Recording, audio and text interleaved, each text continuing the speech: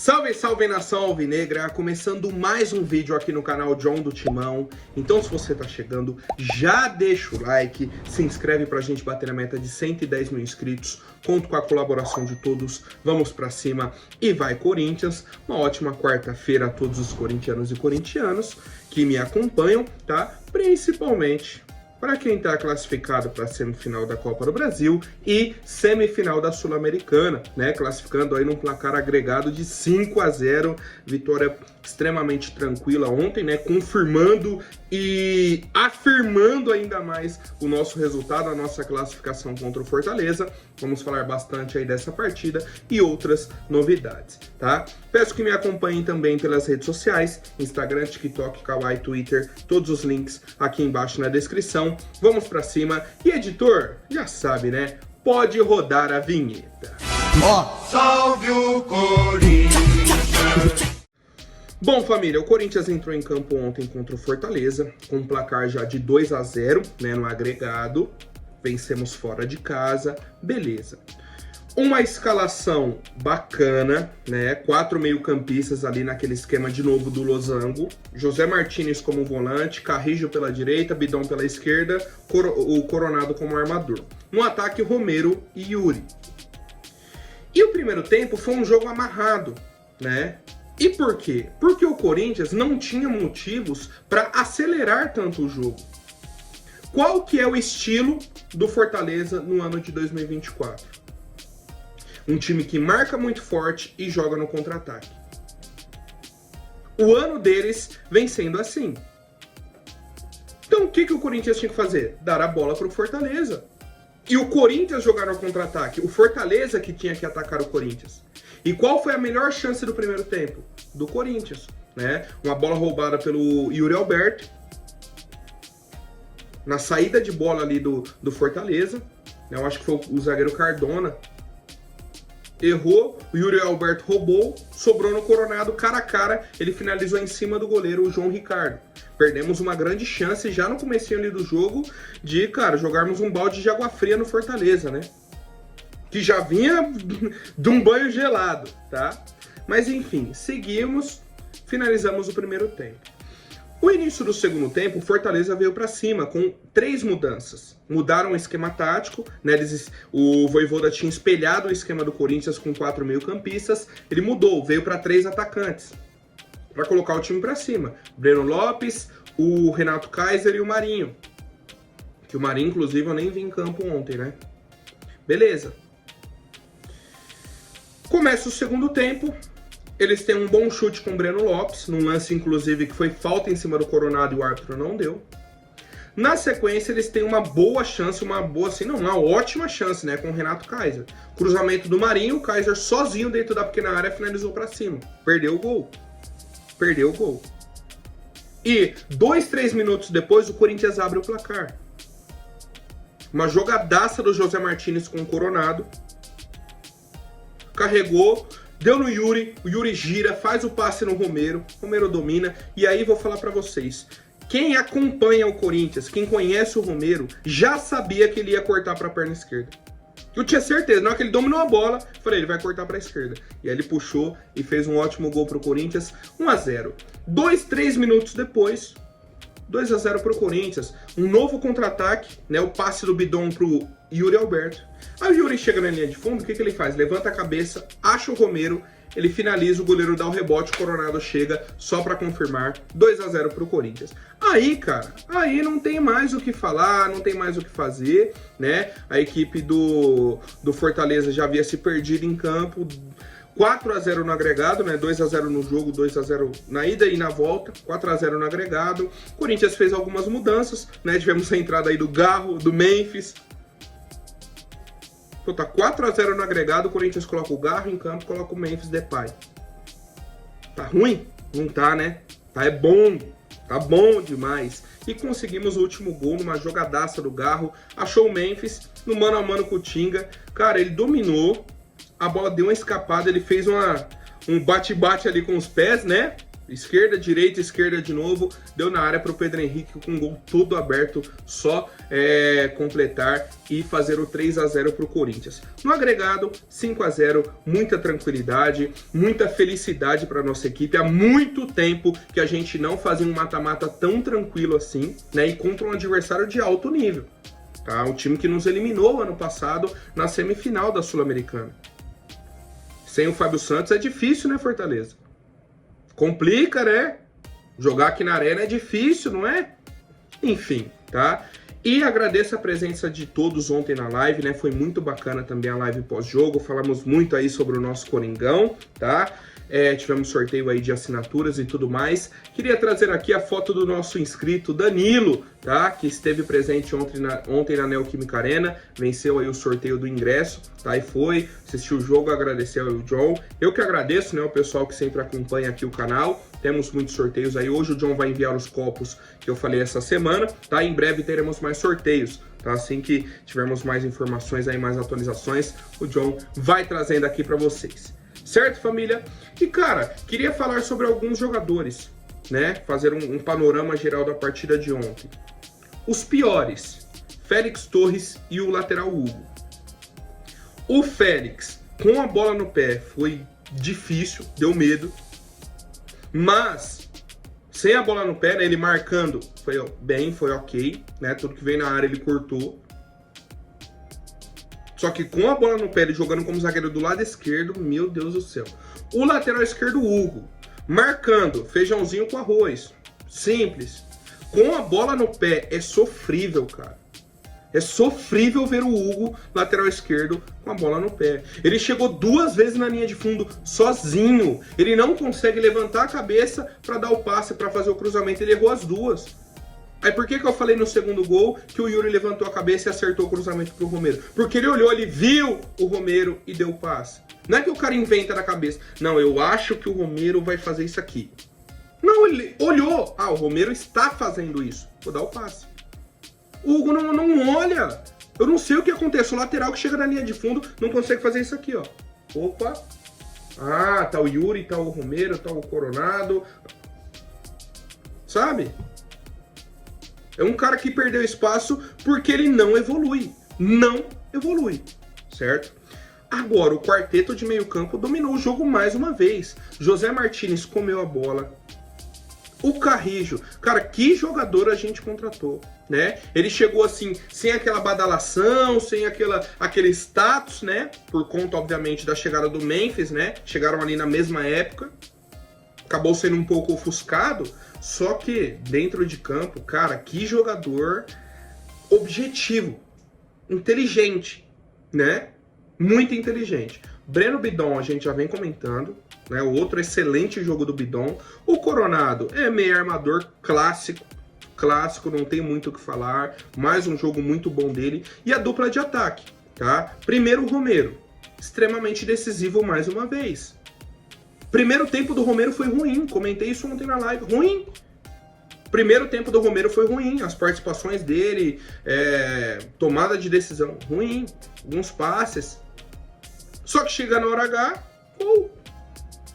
Gol, cara decisivo, principalmente dentro da arena. E o Yuri Alberto, né, que a gente comentou também, não lembro se foi em live, se foi no vídeo. Um cara que vem se reinventando como segundo atacante. E não como centroavante. E como segundo atacante, ele tá começando a evoluir. Ele tá jogando bem, né? Nos últimos jogos ele vem agregando para o Corinthians. Fez gol no Fortaleza lá no jogo da ida, ok. Só que as principais jogadas dele são como segundo atacante. O gol do Thales contra o Flamengo. Ontem, jogadas dos 2 primeiros gols foram do Yuri. Ele tá se reinventando, ele tá se ajudando na equipe do Corinthians. Isso é muito bom pra gente, né? É muito bom. O que eu só queria trazer aqui também pra gente fechar sobre a partida é o seguinte. Não caiam nessa historinha que vai aparecer aí em programas esportivos. Ai, o Renato Kaiser teve a bola do jogo. Nossa, se o Renato Kaiser faz o Corinthians... Porque o que todo mundo quer todo mundo, no caso, quem não é corintiano, é desmerecer a classificação do Corinthians. A gente eliminou o terceiro colocado do Campeonato Brasileiro num agregado de 5-0. Tá? Então não dá para eu falar que a bola do jogo teve nos pés do Renato Kaiser, porque no agregado 5-0, né? Então Corinthians vantagem de 5 gols.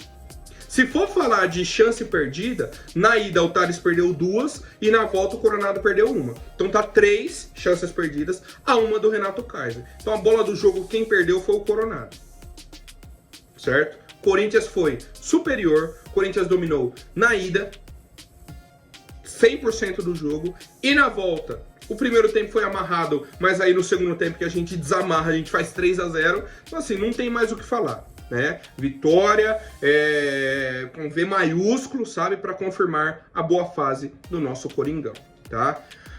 Só um comentário rápido sobre o Marinho, tá? E não é nem do John, que eu já fiz meu comentário, o Kaká na zona mista, eu acho que era o Yuri que tava dando a entrevista, ou o Coronado, acho que foi o Coronado. Coronado terminou de falar, tava saindo, o Kaká passou e falou: aí Marinho, pode chorar. Ué, Marinho, você falou que o Corinthians foi jogar sem compromisso lá em Fortaleza. Ué, vocês vieram sem compromisso pra cá também. Já tinha tomado 2-0. Se perdesse, qual que é a desculpa? Ué, já perdemos a ida, fizemos um jogo ruim na ida. A desculpa tava pronta. E aí, o que faltou pra você, Marinho? Você deu 2 passos pra lateral, foi bater uma falta do meio da rua e isolou. Recebeu um passe perto da lateral, a bola passou embaixo do seu pé. Estava pressionado? Estava difícil o jogo? O que aconteceu, Marinho? Explica pra gente, tá? Vamos para a coletiva de imprensa do técnico Ramon Dias, tá? Ele falou o seguinte, principal, tá? Temos que manter a tranquilidade e a humildade. Temos muito para competir. Jogamos coisas importantes 115 dias. Gosto que festejam, mas mantenham a calma, a humildade. Temos que sair da situação do Brasileirão. Depois tratamos de pensar em chegar à final, pois tentaremos ser competitivos. Não é fácil jogar contra um time grande como é o Fortaleza, que chegou à final, tem um grande treinador e vem de vitória no Brasileirão. É um grande time, parece que o Corinthians tem outra mentalidade, totalmente diferente ao que vinha passando. É agressivo, tem ritmo, concentração, sabemos o que queremos e o que o grupo quer. O mérito é do esforço dos jogadores para poder sair dessa situação e tratar de chegar às finais. Exatamente isso. Pô, ótimo que classificamos, 5-0 no agregado, é comemorar. Só que, por exemplo, a partir de amanhã já é o foco total no São Paulo. Hoje já até, né, na recuperação e tal, foco total no São Paulo. E mais, chegamos às semifinais. Você classificou das quartas para semi, seja com 5-0 no agregado, seja nos pênaltis, chega na semi, é igualdade, é 0-0. Começa tudo de novo. Não tem nenhuma vantagem, tá? Então, é obviamente comemorar muito esse momento, essa grande vitória e já concentrar para os próximos desafios. O jogo da volta, da próxima fase da Sul-Americana é só no fim de outubro. Dia 23, se eu não, é 23 e 30 de outubro, se eu não me engano, tá? As datas. Então assim, vai demorar um mês. Porque temos data FIFA, tem ida e volta da Copa do Brasil, jogos do Brasileirão, tá? Então tem muita água ainda para rolar e o Corinthians tem que se manter extremamente concentrado. Outra situação que tivemos ontem no pós-jogo, né, de entrevista, foi o Yuri Alberto falando sobre a possibilidade de saída dele. Ele comentou que realmente recebeu uma proposta do Southampton da Inglaterra e que a diretoria negou antes de perguntar para ele. Tá? E que ele tinha interesse de sair. E a gente viu uma entrevista na semana passada, né, do André Cury, que é o empresário dele, falando sobre isso. Ah, chegaram um monte de proposta aí, o Corinthians recusou. Sim. Não dava para vender o Yuri naquele momento, não dava para negociar o Yuri naquele momento. O Yuri não vem sendo importante? Não vem jogando? Se a gente já tivesse peças de reposição, se o Pedro Raul fosse um cara utilizável em jogos grandes, o Corinthians poderia ter negociado o Yuri, seria outra situação. O Hector não está inscrito na Sul-Americana, o Memphis não está inscrito na Copa do Brasil, então você já tem um desfalque em um e na outra. O Pedro Raul é um cara que você não pode contar. Pô, certo? E eu até comentei aqui, informação que eu tenho é que o Yuri quer sair do Corinthians, que as conversas correm para que ele deixe o clube no fim do ano. A questão é, com esse crescimento de produção dele, com essa mudança de posicionamento dele, podemos ter alguma novidade, né? Podemos ter uma mudança.